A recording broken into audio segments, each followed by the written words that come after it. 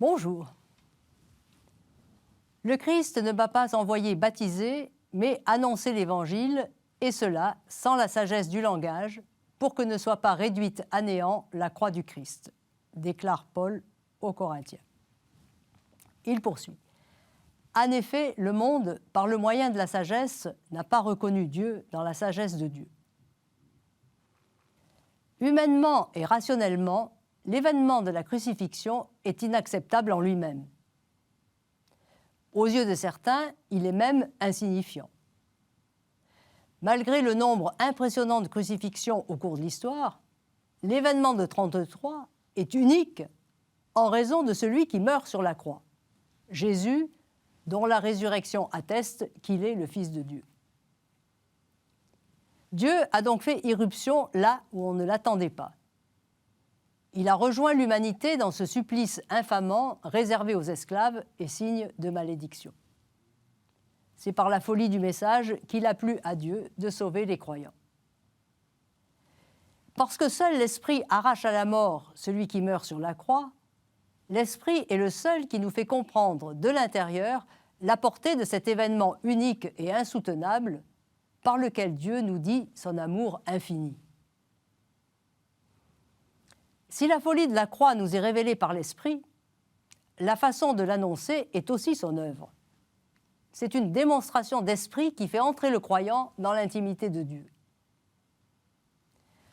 Nous avons reçu l'Esprit qui vient de Dieu pour connaître les dons gracieux que Dieu nous a faits.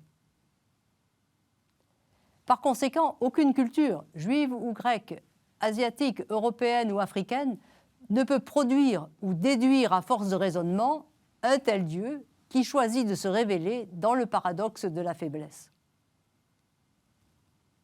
Toute culture, en revanche, est capable de l'accueillir dans la force de l'esprit, de comprendre le langage de la croix et d'en vivre. Ne pas réduire à néant la croix du Christ, c'est tenir à la fois le caractère absolu de la réalité historique de la mort en croix et son caractère infamant.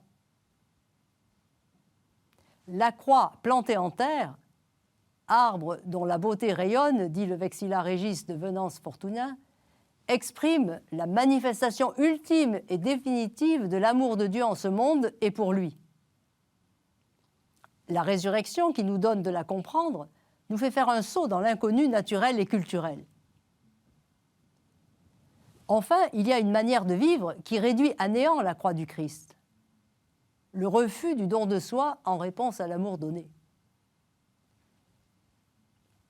Contrairement à Jésus, Paul ne demande jamais que l'on prenne sa croix. En revanche, il parle dans la lettre aux Galates de crucifier les passions et ses convoitises, ou encore de porter les marques de Jésus.